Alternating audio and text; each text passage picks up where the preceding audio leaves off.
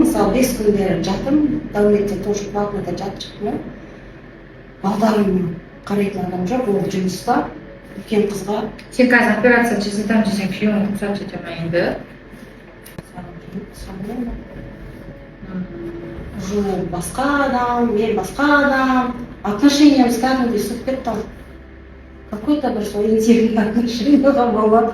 И бір сол сөз, по-моему, мені ше сындырып тастады ма, или наоборот, мына шабыт берді ма өзіме. Білмеймін, айта алмаймын ше. Жоқ, ол саған бір не қылсын да, үй әперіп. Жоқ, енді саған ақша берсін да, ол екінші әйелді алғаннан кейін, ол екінші әйелді де асырау керек қой, сенің 10 балаң бар.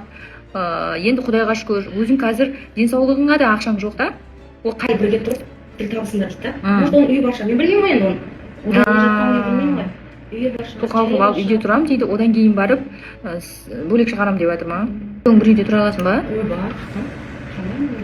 Мен онымен тұра алмаймын даже. Күйеуіңмен ба? Қала беремін сол бір төсек қатынасы 7 жылда андайға жетті ғой, бір-бірінше агрессивный болып кеткен ғой менше. Жағасын алмауым да.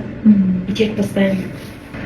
Қаламаймын, төсекті бірге жатамыз, бірақ жоқ та арада ештеңке ше, бір айға дейін. Бала тусам да бәрі ар жақ бірінші тұрады екен ғой. Соны айтса я.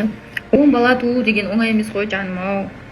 Сен соң 5 қыз, 5 бала туып бердің да, еще сен күйеуің енді екінші әйел алам деп саған Мен 3-ші мен 2 қабат кезде, мен 7 сайға тұрмысқа шықтым, өзім ұстаған қызым негізі. Ол 7 сайдың баласы да. 3-ші мен 2 қабаттың ішінде 6 ай болып қалған тұғын. Астым жаман болып, сондай болып кетті.